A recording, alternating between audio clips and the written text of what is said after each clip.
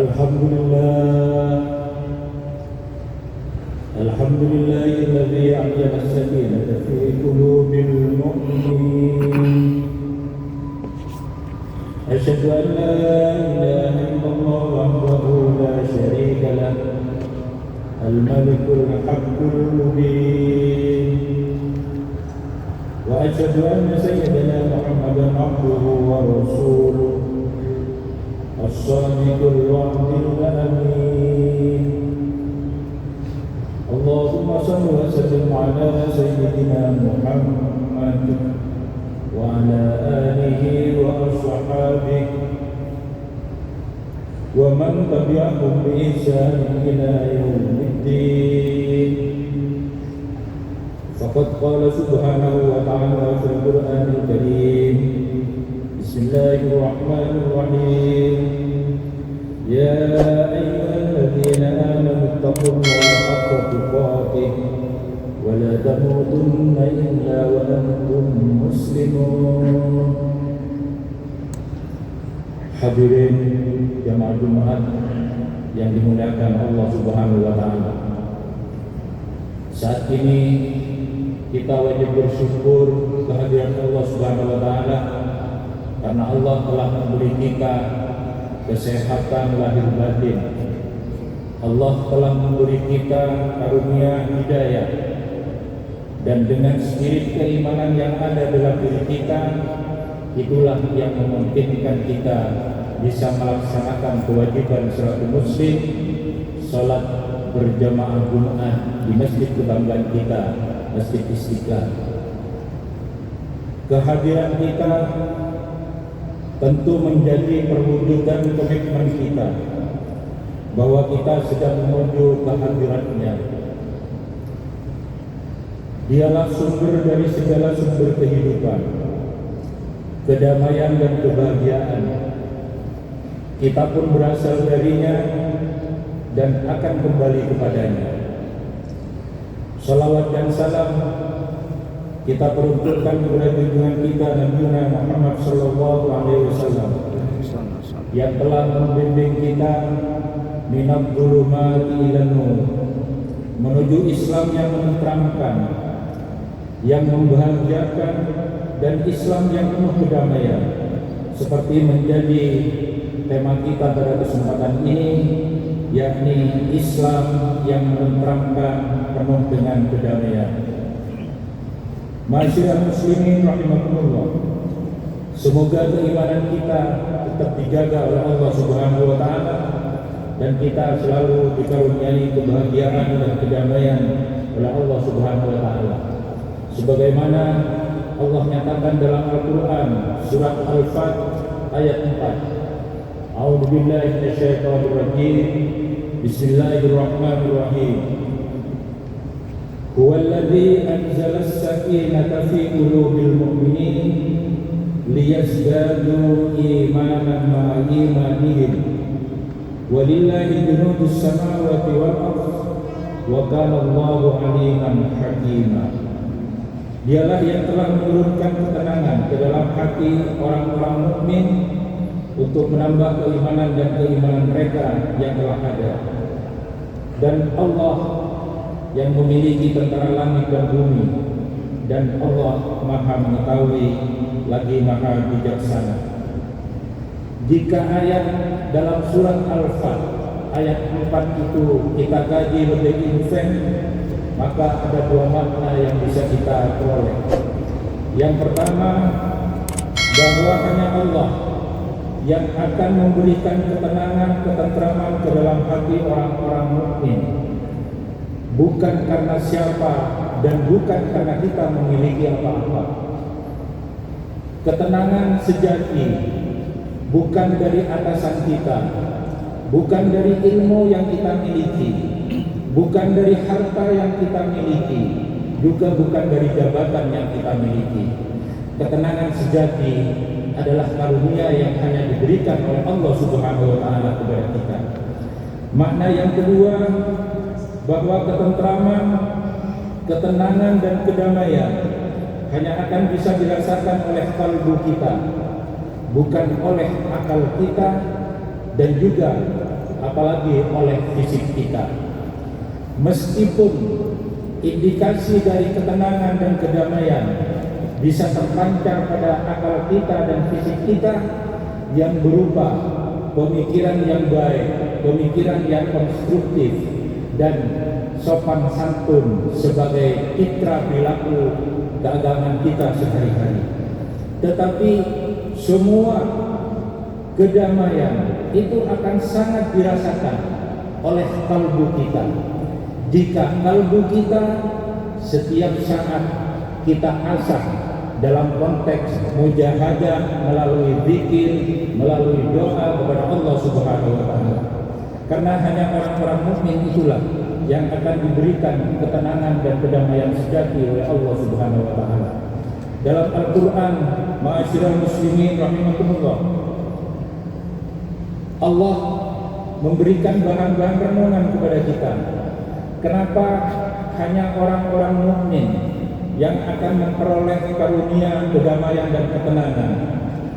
Dalam Al-Quran surat At-Tin ayat 4, Allah Subhanahu wa taala menyatakan, laqad khalaqnal insana fi ahsani taqwim. Sesungguhnya kami telah menciptakan manusia dalam bentuk yang sebaik-baiknya. Manusia adalah karya ciptaan Allah yang terbaik. Secara fisik manusia adalah terbaik, dan Allah pun masih melengkapi keistimewaan manusia dengan diciptakannya akal, kalbu, dan ruh. Selain terbaik, maka dengan adanya perpaduan antara fisik yang terbaik dilengkapi akal, kalbu, dan roh, maka itulah yang memungkinkan manusia bisa mengembangkan diri secara seimbang, dan itu pula lah yang berefek pada keseimbangan dan kedamaian di masyarakat dalam konteks yang lebih luas.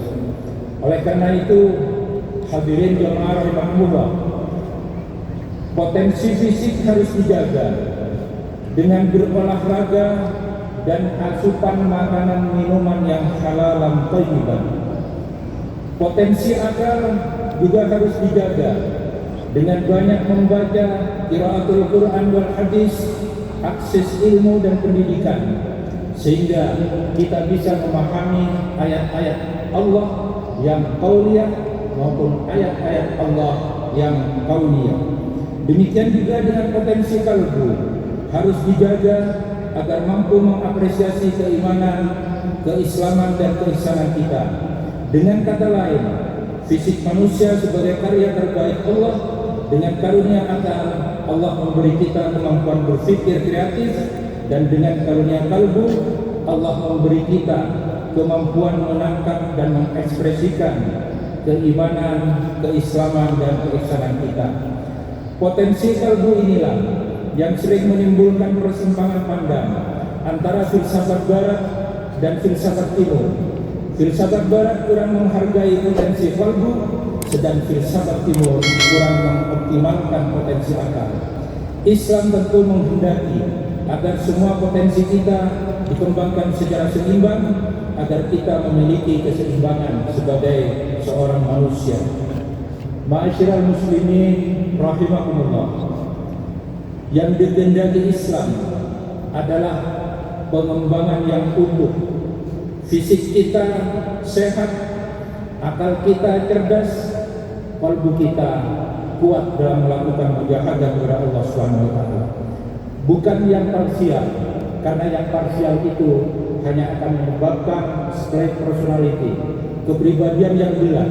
Seperti contoh, fisik kita sehat dan kuat, tetapi akal lemot karena tidak memperoleh akses ilmu dan pendidikan.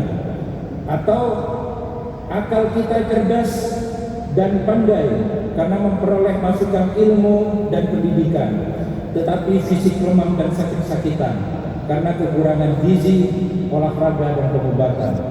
Atau yang ketiga, fisik dan akal baik, namun kalbu tidak berfungsi secara maksimal karena refleksi keimanan, keislaman, dan keihsanannya lemah.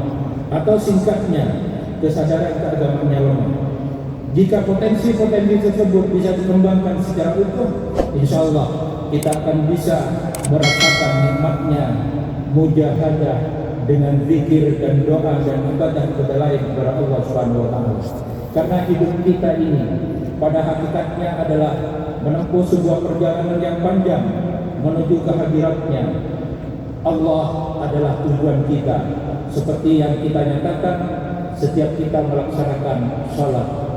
Inna salati wa nusuki wa mahyaya wa mamati lillahi rabbil alamin. Sesungguhnya salatku, ibadahku, hidup dan matiku kupersembahkan sepenuhnya kepada Allah Rabbul Alamin.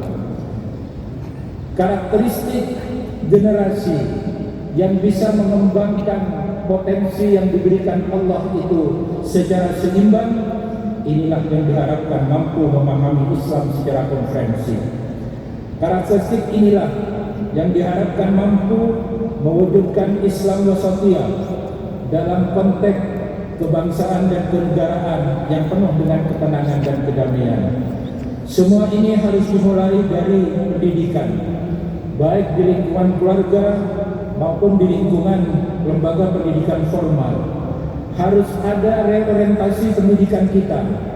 Pendidikan tidak boleh hanya verbalistik, berupa kata-kata, berupa wacana yang hanya menjadi konsumsi kognisi, konsumsi akal semata.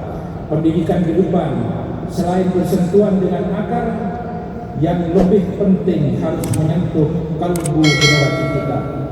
Karena kalbu itulah yang akan menjadikan fisik menjadi jismus salim. Kalbu itulah yang akan menjadikan potensi akal seperti aklus salim. Kalbu itulah yang akan menjadikan kalbu kita qalbun salim. Dengan hal-hal seperti itu, insya Allah generasi kita intelektual dan spiritual akan sama-sama dikembangkan secara seimbang, sehingga generasi kita akan bisa meraih prestasi yang gemilang, baik secara intelektual maupun secara spiritual. Itulah beberapa hal yang penting kami sampaikan pada kesempatan ini, dan bagaimana ke depan, maka hal-hal seperti itu memang harus kita kembangkan secara lebih merata di kalangan masyarakat kita. Hadirin jamaah Jumat rahimakumullah,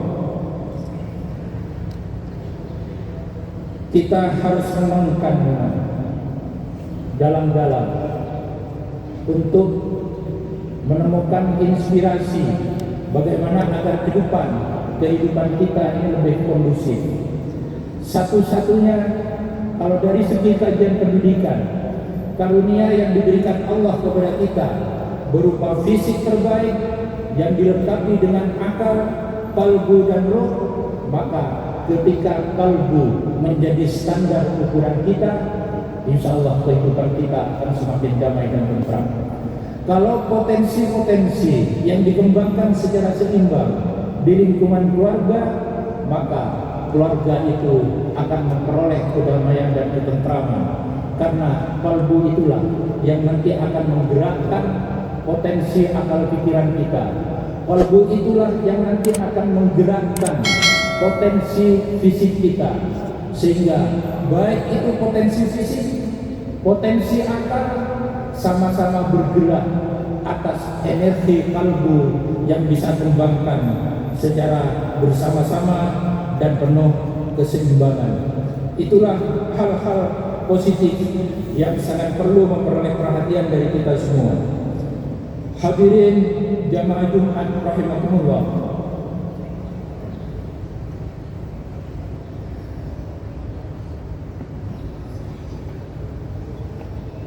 karakteristik generasi yang bisa mengembangkan secara utuh, baik itu fisik,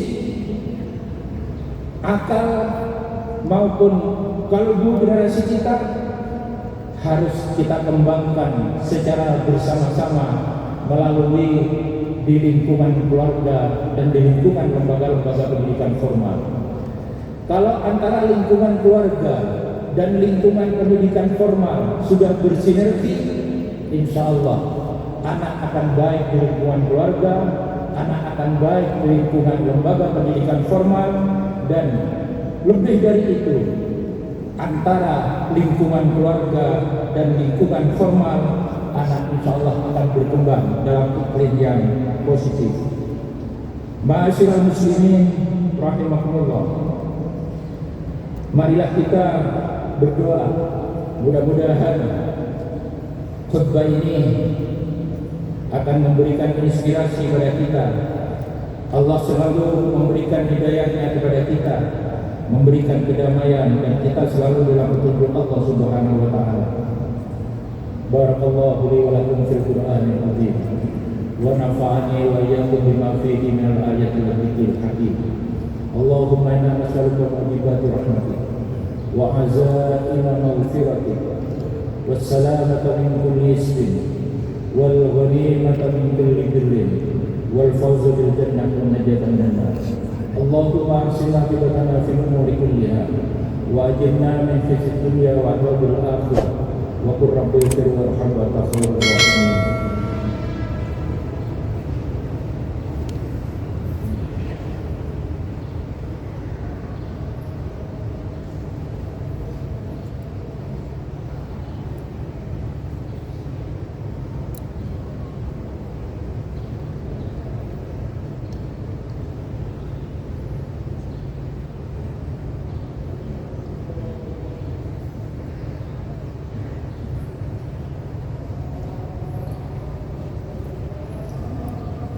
Alhamdulillah nahmaduhu wa nasta'inuhu wa nastaghfiruh wa na'udzu billahi min shururi anfusina wa min sayyiati a'malina.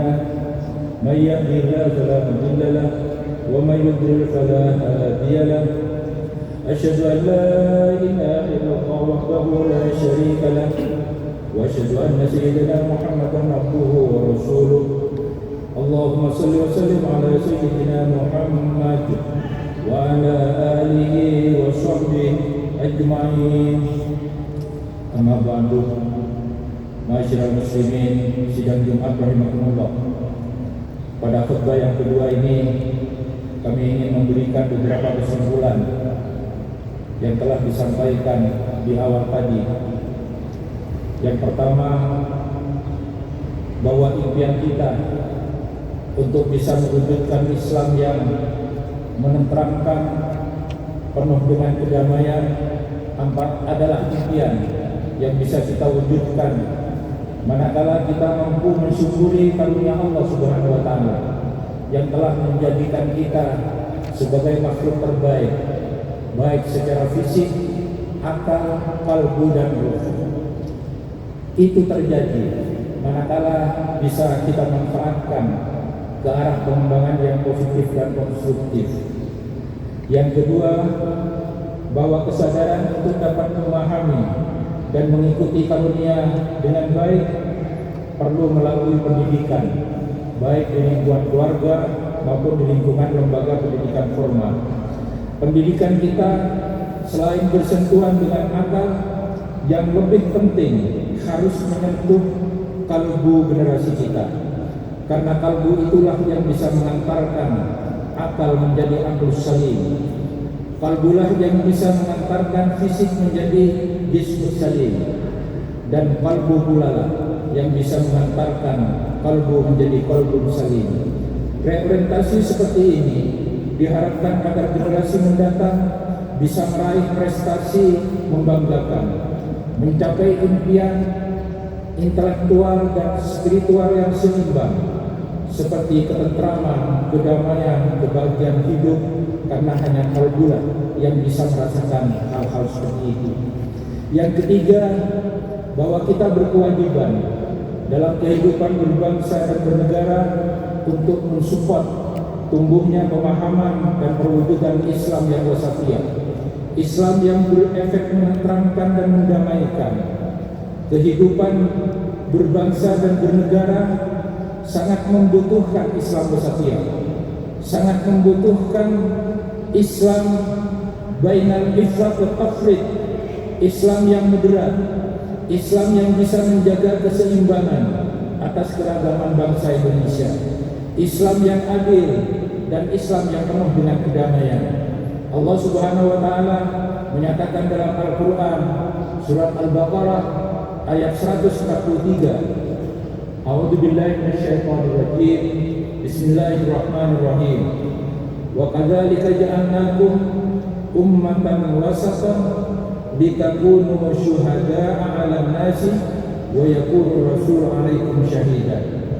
Dan demikian pula kami telah menjadikan kamu umat Islam ummatan wasatan, agar kamu menjadi saksi atas perbuatan manusia dan agar Rasul Nabi Muhammad SAW menjadi saksi atas perbuatan kamu. Ma'asyiral muslimin rahimakumullah. Marilah di akhir khutbah ini kita bersama-sama berdoa kepada Allah Subhanahu wa taala agar Allah senantiasa memberikan hidayahnya kepada kita dan memberikan kedamaian, dan kita selalu dalam petunjuk Allah Subhanahu wa taala. Allahumma shalli wa sallim ala sayyidina Muhammadin wa ala ali sayyidina Muhammad kama shallaita ala sayyidina Ibrahim wa ala ali sayyidina Ibrahim wa barik ala sayyidina Muhammad wa ala ali sayyidina Muhammad kama barakta ala sayyidina Ibrahim wa ala ali sayyidina Ibrahim fil alamin innaka Hamidum Majid. Allahumma ighfir lil muslimina wal muslimat wal mu'minina wal mu'minat al ahya'i minhum wal amwat innaka sami'un qaribun mujibud da'wat.